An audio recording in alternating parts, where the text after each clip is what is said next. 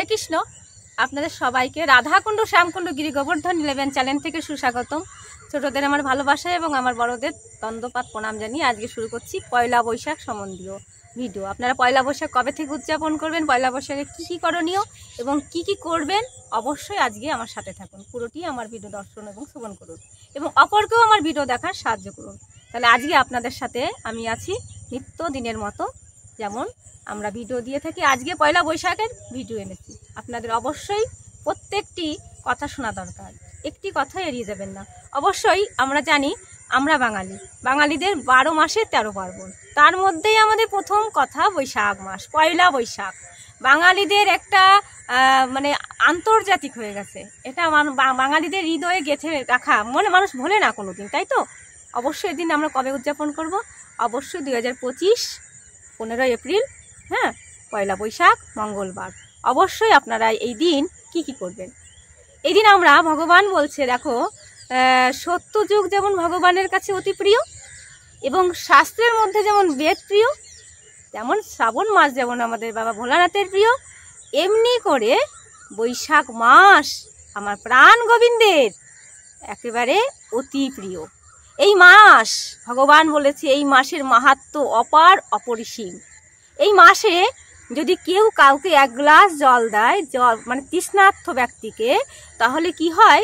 তার রাজ্য যজ্ঞের ফল লাভ হয়, শুধুমাত্র জল প্রদান করলে। তো এই মাসের মাহাত্ম্য অতি উত্তম। আর একটা বিশেষ কথাই, বৈশাখ মাসে আপনারা জল অপচয় একদম করবেন না। এই মাসটা জলকে সাশ্রয় করে রাখার কথা।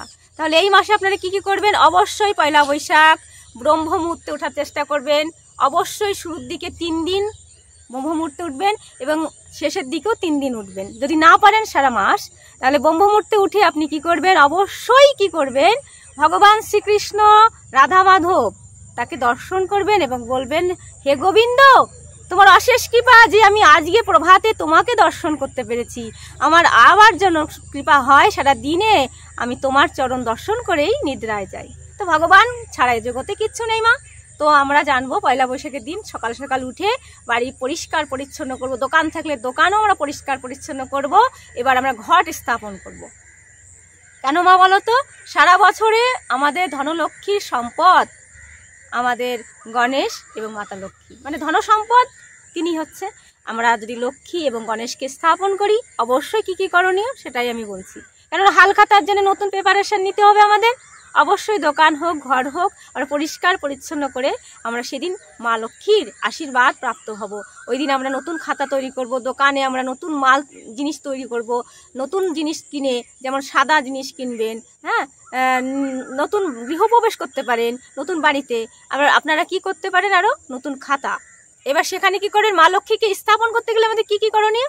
অবশ্যই 7টি কড়ির উপর আপনি ঘট স্থাপন করবেন। এবার কি করবেন? আপনারা জানেন, গোটা ফল এবং পান সুপারি দিয়ে, গঙ্গা জল দিয়ে, হরিতকি দিয়ে স্থাপন করলেন, সিঁদুর দিলেন এবং আপনি 7টি আম পাতা, হ্যাঁ, 7টি কি করবেন? বেলপাতা, 7টি, মানে সব কিছু 7টি করে আপনি কি করবেন? হলুদ, সিঁদুর, তেল মাখিয়ে সদর দরজায় ঝুলিয়ে দেবেন এবং মা লক্ষ্মীর আশীর্বাদ পেতে মা লক্ষ্মীকে প্রণাম জানাবেন এবং গণেশজিকে প্রণাম জানাবেন। এবং ওই দিন কি, এই মাসের মাহাত্ম্য কি এমন হয়েছে জানেন? বৈশাখ মাসের রাজা কে হয়েছে জানেন? আমাদের বৃহস্পতি। এবং মন্ত্রী কে হয়েছে বলেন? আমাদের রবি। এবং জলাধিপতি হয়েছে বুধ, শস্যাধিপতি হয়েছে শনি।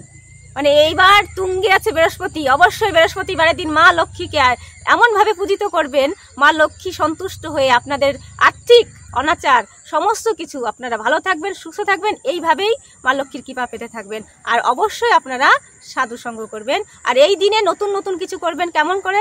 আপনারা সাধু দান করতে পারেন, জল প্রদান করবেন, জুতা প্রদান করতে পারেন এবং ছত্র প্রদান করতে পারেন। এই সব বিশেষ কাজ করবেন। সারা জীবন চাইবেন যে আমি ভালো করেছি, আর অপরকে খারাপ জ্ঞান দেবেন না, সর্বদাই ভালো জ্ঞান দেবেন, যাতে আপনারও একটু কৃপা হয়। সর্বদাই ভালো থাকবেন। বেশি বেশি করে হালখাতা উদযাপন করবেন, মিষ্টি খাবেন, অপরকে খাওয়াবেন, নতুন বছর যেন আপনাদের ভালো যায়। অবশ্যই গঙ্গা স্নান অনিবার্য, অবশ্যই গঙ্গা স্নান করবেন। আর সবাই সুস্থ থাকবেন, এই বিশেষ কামনায় আজকের মতো আমাদের শুভ নববর্ষ আপনাদের সবাইকে বলছি শুভ নববর্ষ। আপনারা ভালো থাকবেন, সুস্থ থাকবেন। আর আমার এই ভিডিও যদি দর্শন করে শ্রবণ করে আপনাদের ভালো লেগে থাকে অবশ্যই লাইক কমেন্ট শেয়ার সাবস্ক্রাইব করে আমার পাশে থাকবেন। রাধে রাধে।